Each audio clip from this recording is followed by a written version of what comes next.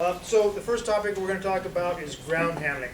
This seems like a pretty simple topic, but we have people that kind of abuse it every year because they don't really know what to do while they're out there moving gliders around. So I guess the first thing about ground handling is get there early to the field so you can assess what you're going to do with a glider, pick the glider you're going to fly.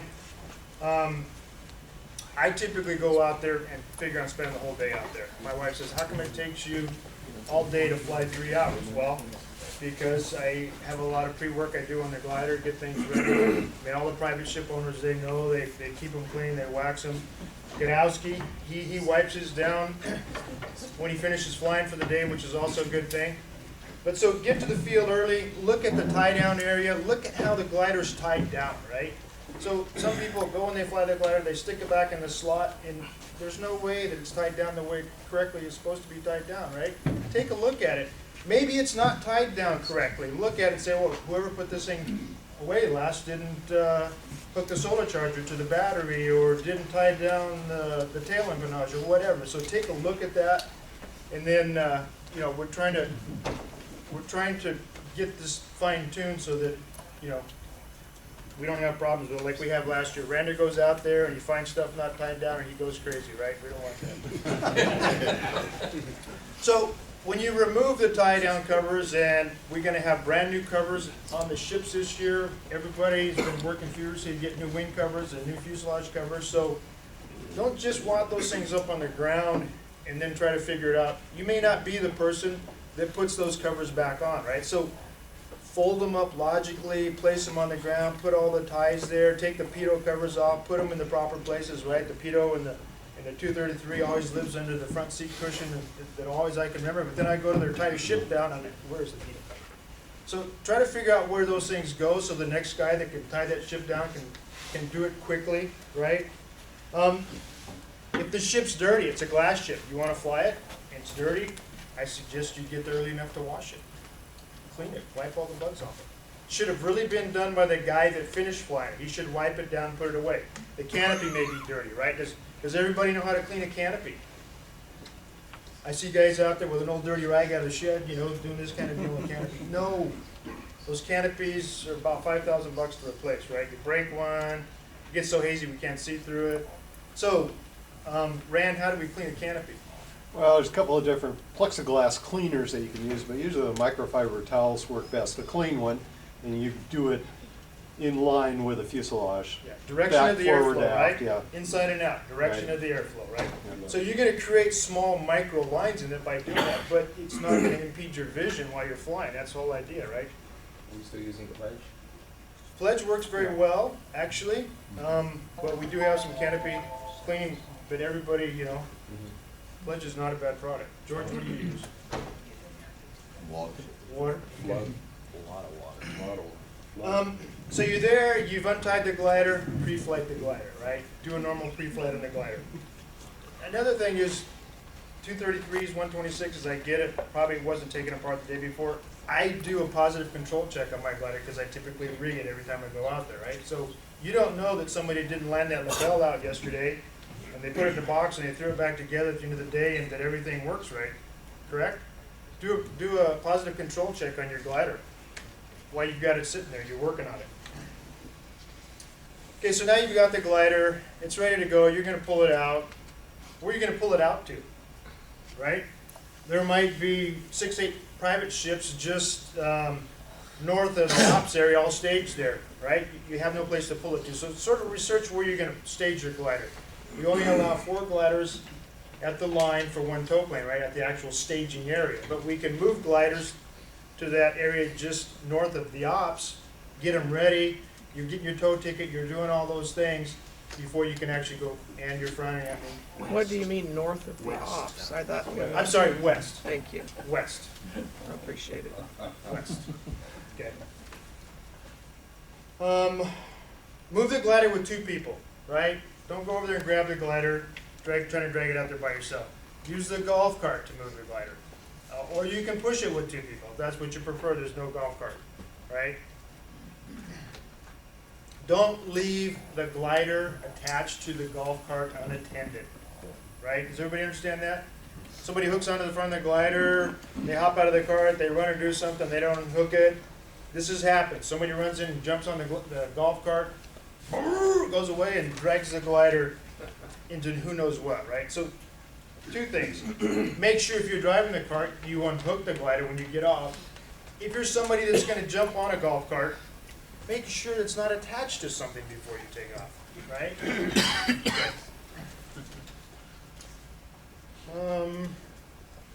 The other thing is, once you move that glider to the staging area, so if it's got a wing dolly on it, it's got a tail dolly on it, as soon as you move it to that staging area, take all that stuff off.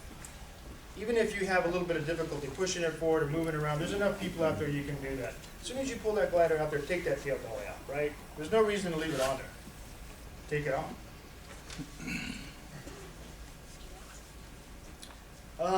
So, I can't get to the staging area. I've got a glider, I've got the 103, I've got the label, it's got a tail dolly on it. I'm going to stage it west of the ops area. While I'm waiting to actually get to my stage position, I pull it down there, take the tail dolly off of it. Doesn't move us around as easily on the grass as it would on the tarmac, but the glider wants to weathercock into the wind when the wind's blowing, right? So you've got a bunch of gliders up there, you're parked right next to Godowski. You didn't take your tail dolly off, it spins around and cracks the wing on his and cracks the wing on the label, right? So take that tail dolly off. I've heard people say, well, it's not going to do anything. You don't know that, right? It doesn't get real windy at North Plains typically, but if you go to some place like Gary Logan or Freda or someplace where the wind blows 20 knots constantly, trust me, it'll cause a problem.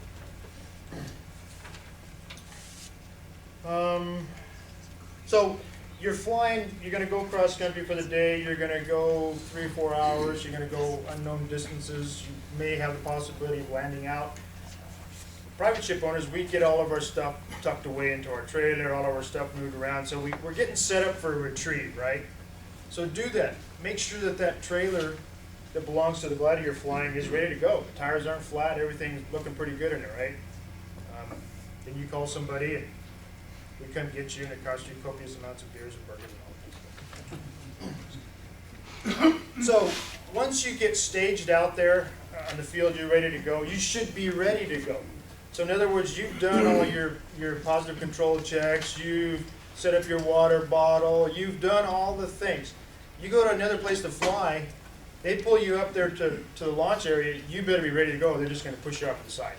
And I mean everything, maps, everything that you've already, I usually get in my glider once and go ahead and do all my pre-flight stuff and get it all done so that now all I know is everything's ready, I'm walking around with my chute on, or I'm in the glider, you should be ready to go, right? That helps two things. It helps us get a lot of people launched out there. There's typically a prime time that we want to launch gliders, 12:30, 1 o'clock. And so if everybody's farting around and it takes 10, 15 minutes just to get guys ready, then it's kind of robbing everybody else of that sweet part of the day, right? That good flight day.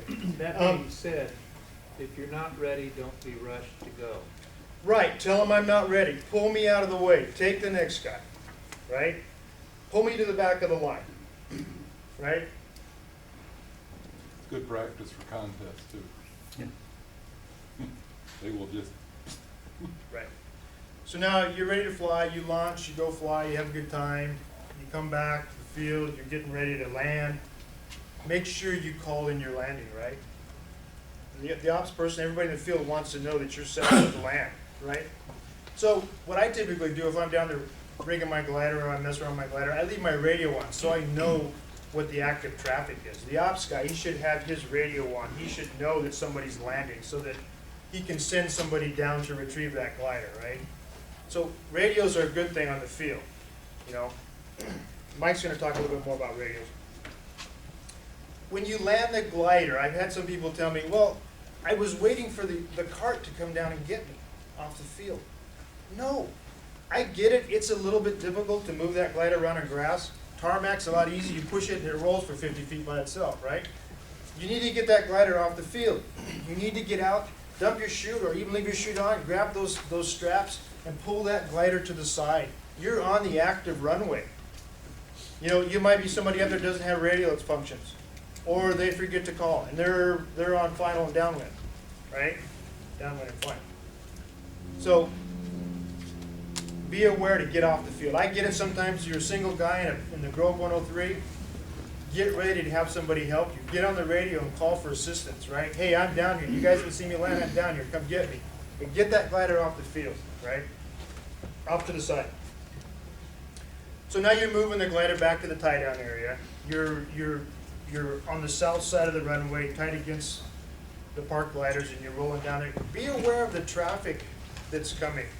You've left enough room for somebody to land, but you never can tell if somebody's going to land exactly where they're supposed to, right? So I'm aware. If I see somebody and they look like they're tied in, I grab my glider and scooch it in between some trailers and let the guy land. Be aware that when you're staged, when you're bringing gliders way down there at the east end of the field, that you've got active traffic, right, coming and landing on that runway.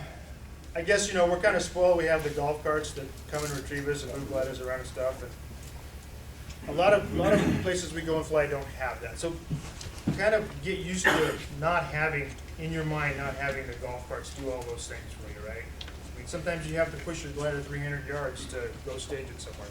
But don't get somewhere else, same way. You're down at a freighter, you're sitting out there on the ramp waiting for a golf cart. Get off the runway. They'll yell at you. I think the big thing about moving gliders around the ground is I'm going to spin my glider around, or I'm going to move it over here. Run to the other wingtip and see that you really have clearance to do that. Move it slowly and cautiously, right? Don't whip stuff around out there and bang stuff together. It takes a little bit of perception to know exactly where that wingtip is. When you're standing at this wingtip, you're looking all the way across and you're spinning and you think, well, I've got enough room. Get somebody to help you, right? A lot of glider damage happens on the ground. I know because my glider was damaged on the ground. We were towing it behind a car and my partner spun the corner going too fast. It's $15,000 damage in a heartbeat, right? So be careful moving stuff on the ground.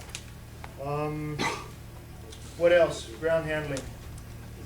I talk about reverse field landings and looking the other way when you're pulling your glider out. I think we're going to talk about Okay. reverse field landings. But the other part of that is our active runway. Where is our active runway? I mean, but where is our south active runway? It goes all the way to the road. It goes all the way to Dersham. People think it stops at our limiting line. Our active runway goes all the way, right? That's our overrun area. So if you're landing and you need to overrun, so just like you say, you need to be looking for somebody landing from the other direction, but you also need to be looking for somebody going long. That's why we don't allow pedestrians out there anymore without being escorted, because they don't understand that. They don't know that. So you're supposed to, as you walk out there, you're supposed to be looking for traffic every time you cross that field, right? Okay, what else have I forgotten? I was MIA the whole last year. Is the line the same as it was the year before? Yes. Okay. So John, do all those rules apply to intro rides too? You should. That's right, so getting off the field is it's doubly hard. Right. Or with the students and you're stopping to talk about the flight, I think that's the hardest part about getting off the field is remembering that you want to get off the field before you have that I conversation. usually try to help encourage that process by running down there with a cart, grabbing the rope and say, okay guys, let's go. Right? What else am I missing? I got a question. How much responsibility should we expect the ops officer to have in managing these, getting gliders on and off and getting people ready to help and that sort of thing? So the ops officer is one guy, right? He's very busy out there. We've talked in the past about having an additional line chief or wing runner, having everybody, dummy up another couple days. Nobody wanted to do that, right? So what really needs to happen is recruit somebody to help you. Ops, designate somebody, grab that cart, go down there. Don't try to put more and more responsibility on the ops person, right? Take responsibility yourself. Pat? I want to paraphrase that. How much responsibility do we place on the guys sitting around ops jawboning, talking about their last flight, while there's a glider on the runway and the ops person is up to his tush in alligators, trying to keep up with the phones and the intro rides and trying to keep the board accurate. If you're sitting around jawboning, keep an eye on the runway, listen to the radio, and go out and help the ops officer and drag some aircraft off the runway. Okay, I guess I'm going over my 5-minute limit here. But, so that's correct. And I guess the other part I wanted to say, especially for some of you new people, don't come out and just fly 2 hours and leave, right? Get there early, help move gliders around, help be part of the operation. We're a club. We're not an organization that pays people to do all these things. We are those people. So the more you can, I mean, you're going to go out there and fly for 2 hours. Go out there for 4 hours. Help somebody else rig their ship. You know, you're a new guy. You don't know how to rig a ship.